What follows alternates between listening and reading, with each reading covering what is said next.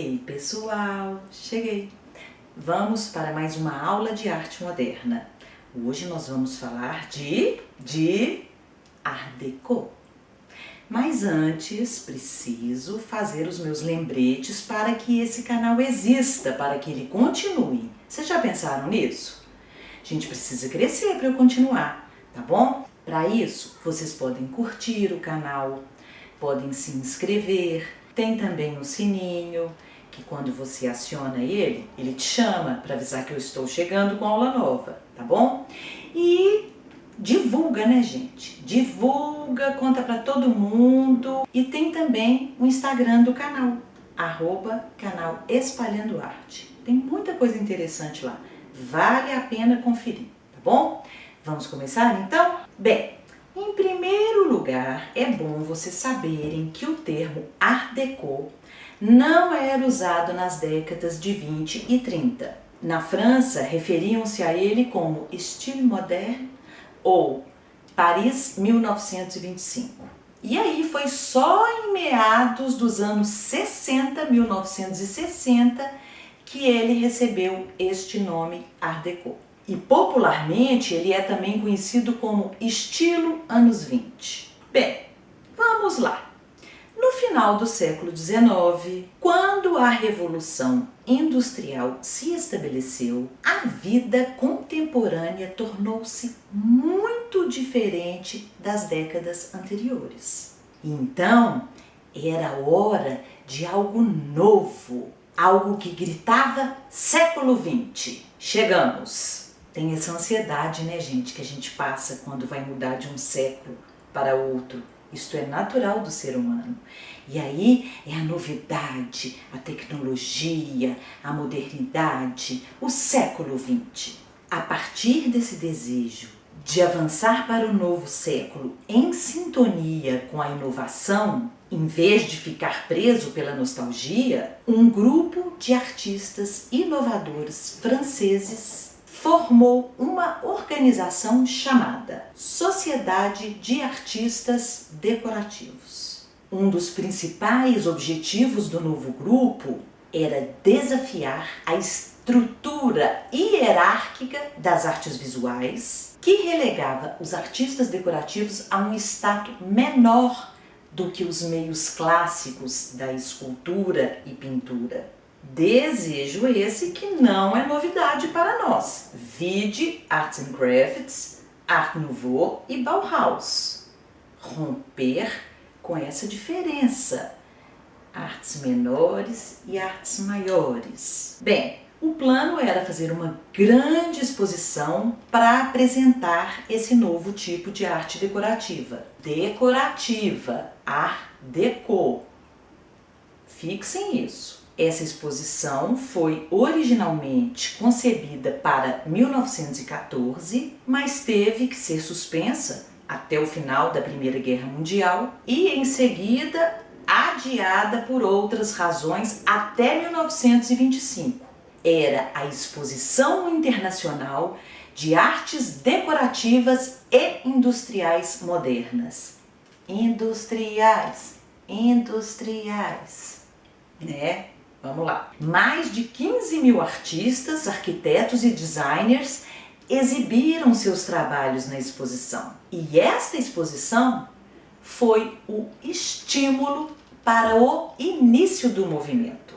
Tenho que chamar a atenção para um detalhe que nós vamos entender ao longo da aula. O Art Deco apresenta-se de início como um estilo luxuoso, profusamente decorado, destinado à burguesia enriquecida do pós-guerra.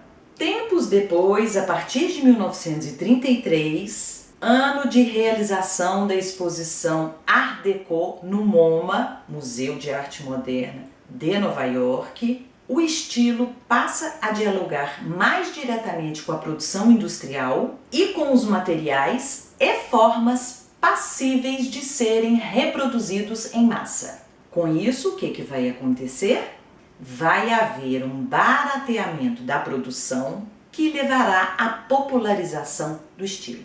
O Art Deco vai invadir a vida cotidiana. Os cartazes e a publicidade, os objetos de uso doméstico, os móveis, as joias e bijuterias. Vai ser uma febre.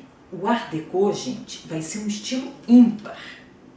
É impressionante como ele vai funcionar como uma esponja.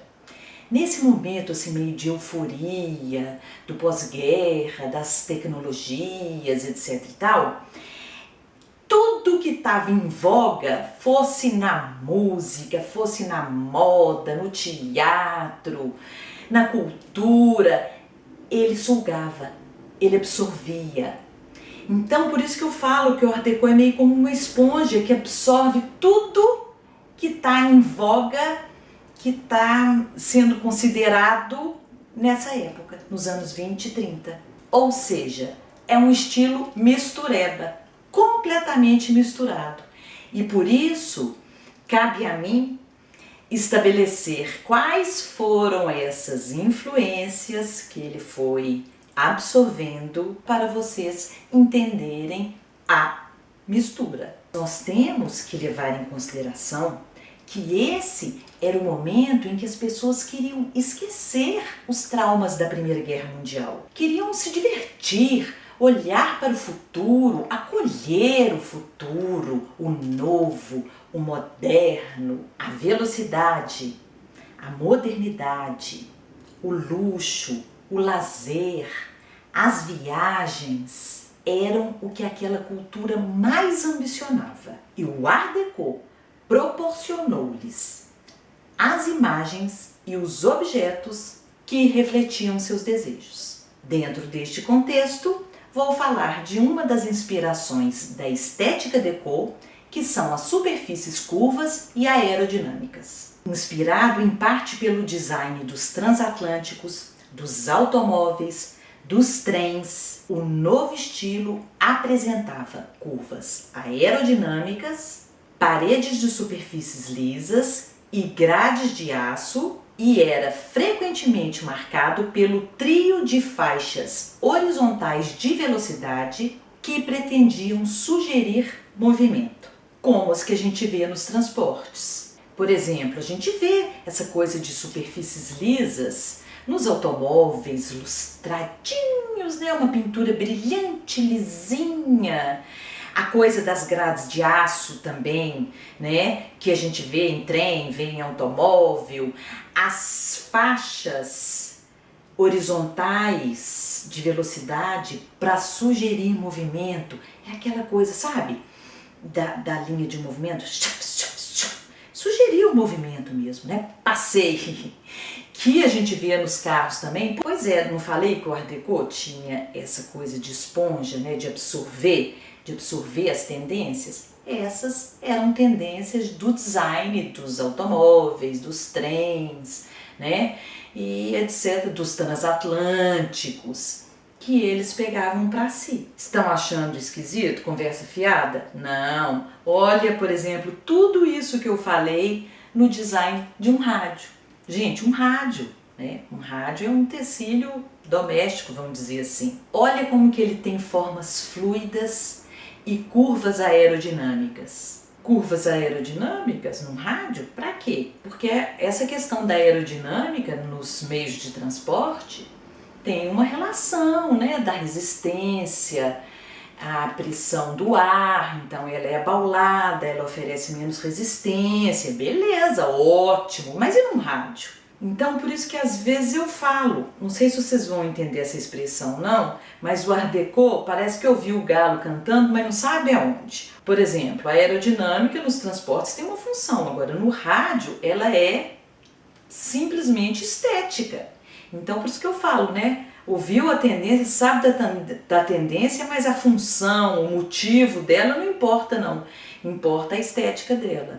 Assim como a gente vê também nesse rádio, a parede lisinha, a superfície lisa, né, que a gente vê dessa tendência que eu falei, as 3 faixas horizontais de movimento, que aqui também perdem completamente o sentido, né, do movimento, porque um rádio não precisa refletir movimento, nem sugerir movimento. E vê-se também que ele tem um visual muito limpo, umas linhas de design muito simples, que é o que a gente já vai falar daqui a pouquinho, que é outra influência, outra referência que a esponja absorve. E finalmente, uma outra coisa interessante desse rádio é que ele foi feito de baquelite.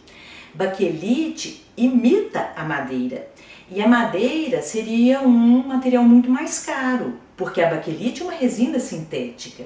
Então, é o que eu estava falando sobre o Art Deco no primeiro momento ser da burguesia recém-enriquecida do pós-guerra, né? E aos poucos ir popularizando e ficando famoso e todo mundo querendo, e aí eles começam a usar materiais industriais muito mais acessíveis para o povo poder também ter esses objetos. E o que eu disse sobre o namoro da época com a velocidade, o luxo, a viagem, pode ser visto nos elegantes cartazes para várias companhias de transporte do mais famoso cartazista da época, Adolphe Jean-Marie Mouron, que não é conhecido por esse nome, e sim por seu pseudônimo Cassandre, para nós, Cassandre. Nesse exemplo que eu estou mostrando, vemos o transatlântico Normandie, projetado para ser o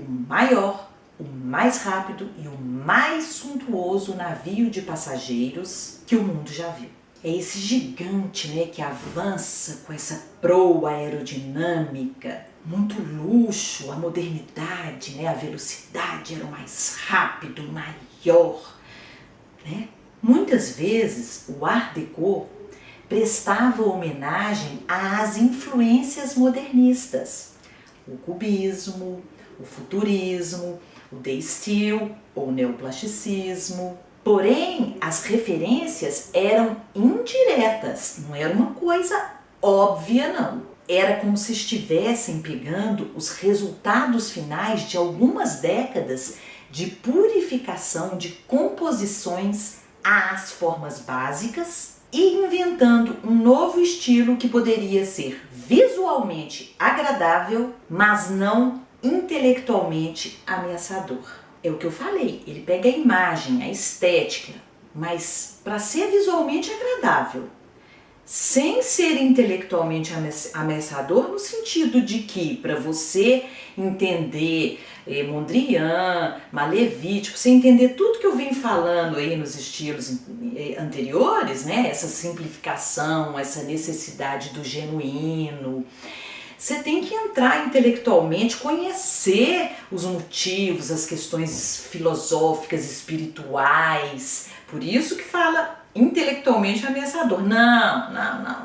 O Art Deco não quer nada disso.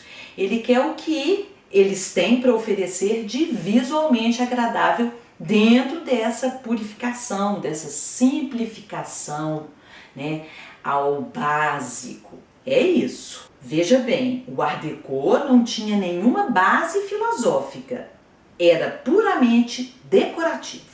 Art Deco. Pois bem, vamos dar uma olhada na influência do cubismo.